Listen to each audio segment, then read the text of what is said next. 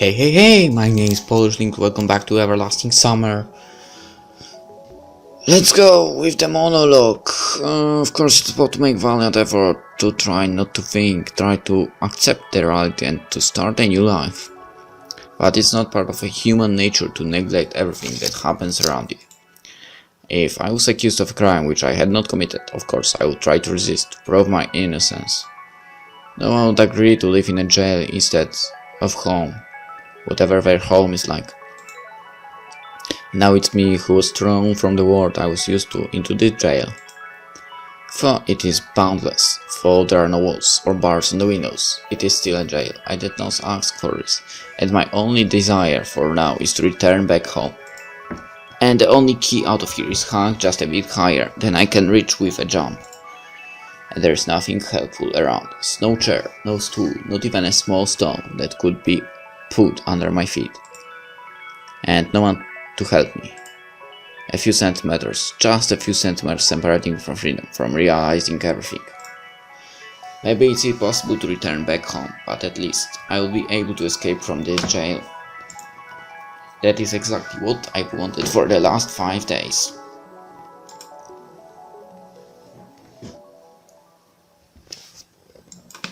Night slowly descended onto the camp. Dinner went by without me, and the camp leader stopped several times by the deck chair trying to tell me something. But I was already in another world, the world of my cage with a key, bound by a Gordian knot to Ariadne Street. It was not long before the light in the cabin was turned off and crickets started their lamentable whining all around. Somewhere in the distance, an owlet was hooting at a speed of 37 hoots per minute. I was sitting and rhythmically knocking, trying to accompany him. Suddenly bushes rustled around me, and a squirrel with a nut in its teeth climbed on a tree. It must be hurrying to meet its family. The summer night's charm was as rich as always, but it didn't affect me in any way at all. The mechanisms of my brain and probably my soul were in need of serious maintenance, not just a splash repair of the bodywork and a new paint job. I decided to take a walk. Because thinking about it, I've been sitting in this neck chair for almost the whole day. I even took a small nap. Small, right? Everyone in the camp was tired. The camp was sleeping.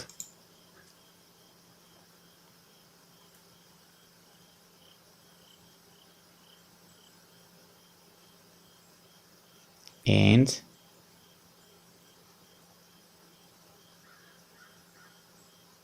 where are you going?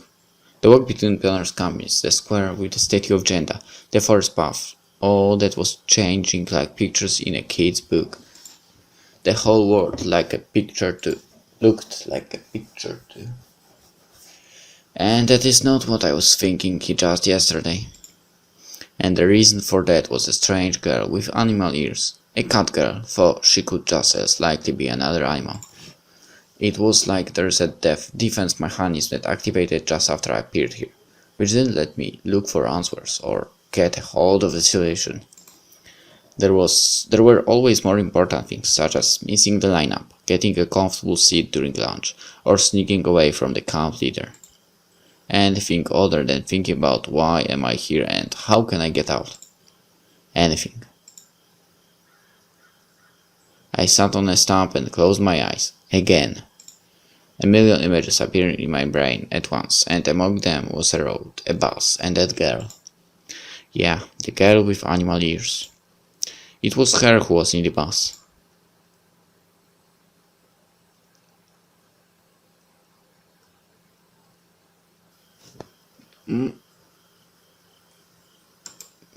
No! Come on, go back, because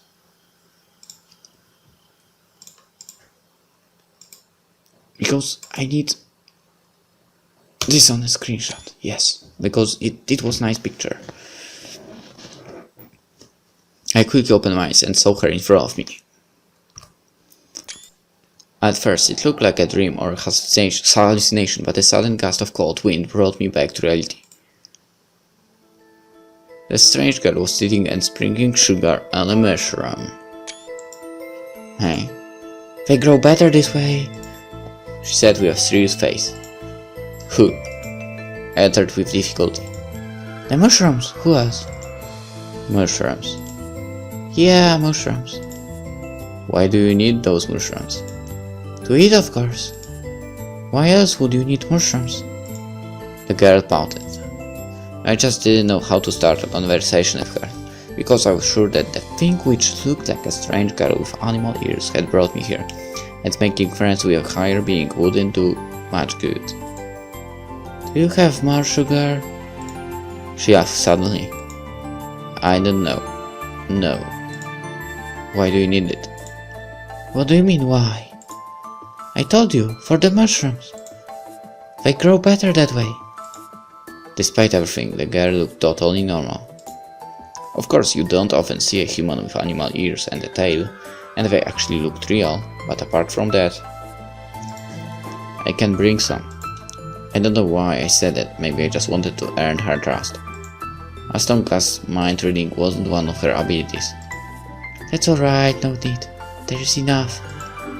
Good. And? What? Why did you come? What does she mean? Come to this glade or come to this camp? Or onto this life? My head was about to explode from existential thoughts. Just a little bit more, and everything would become crystal clear. No, the answers and the understanding didn't appear from thin air. The safety device just cut in. Caution doors are closing. No more people fit in the train. The next stop is... The train was gone and I stayed on the platform without any my luggage, wearing a light jacket in the minus 20 degrees Celsius frost. I was just having a walk. The words echoed hollowly in my head. I felt like a Viking from the Middle Ages who stands alone against 100 enemies. No doubts, no regrets, only an iron will to die hard. I see. The girl answered without much interest and went back to her work. It was you, back there in the bus. Me? She replied lazily without tearing herself away from the mushrooms. Why did you bring me here? I didn't bring you. But who? I don't know. But were you in the bus? I was. And? What? Yelling at her was dangerous, but I couldn't help it. What? Answer me! Did you ask something? It looks like this conversation doesn't bother her at all. Who are you? She looked at me in surprise. I am me. Okay. Where are you from? I don't know. I've always been here. What do you mean, always? You must have come from somewhere, no? I don't know. I doubted for a moment that this is an omnipotent being before me. Of course, this girl is a little extraordinary, to be precise, absolutely extraordinary, and she was with me in the bus then, but maybe she has nothing to do with my arrival here. Anything is possible. What do you know? I know how to make supplies for winter. She smiled with sweetness and ease. What supplies? Well, you know, for the winter. It could get cold. I've never seen the local winters fall. How come you've never seen them, if you're always been here? I don't know. She looked at me intently. Anyway, you're boring as hell. Thanks. Me? Yeah, you. How do I bore you? Your stupid questions. Stupid? Well, I was dragged out of my usual world, brought here, and now my questions are stupid. Yeah, she calmly replied. So, what questions would you consider not stupid? Where one can get sugar, for example? In the canteen, where else? Plenty for you to steal. You are well known for doing that, I've heard. I do not steal. The animal-eared girl was outraged. I am borrowing it. It comes back anyway. Comes back or not? I don't care. I want to understand how and why I am here. I want to go back. I'm not interested in that. The girl stood up and shook herself. But I am interested. If you are not want to blame for everything, then you must know the answers. Someone should know them after all. She looked at me intently and laughed. You're funny! Alright, boring and funny. Yeah. I completely lost my temper. Stop mopping me, you. I'm fed up with you. Why me exactly? How am I worse than anyone else? I never asked for anything as fun as all this. Leave me alone. I didn't bother anyone. I didn't hurt anyone. What did I ever do to you? Get lost. Let me live in peace. My whole body shivered. The blood pounded in my head like cannon. Everything went dark before my eyes. Have you blown off all your steam? She asked quietly. I was about to smash her. At least I will check if she is flesh and blood. Alright, let's go. Where? You will see. The girl gestured at me to follow her and went into the depths of the forest. After some time I started to suspect that we were walking in circles. Finally I decided to take it out and put a candy wrapper in a noticeable spot. Indeed, we soon passed it again. Wait, I didn't dare to grab her head, so I tried to stop her verbally. What? Where are we taking me? I said that you will see. But we're walking in circles. So what? What do you mean, so what? You won't get anywhere by walking in circles.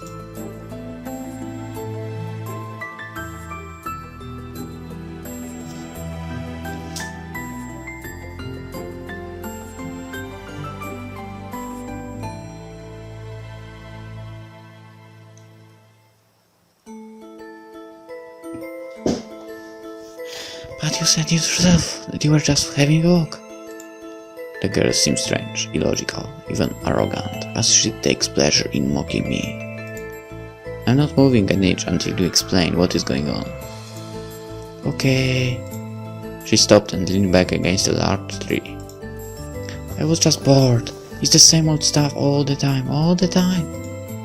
But recently lots of new stuff happened, and now? Now what? Now I can talk to you. She smiled. And you couldn't do it before? Well, I certainly could. Maybe. So what happened? I don't know. Then why do you think that something has happened in the first place? I've got a feeling. A feeling? I gave a helpless sigh.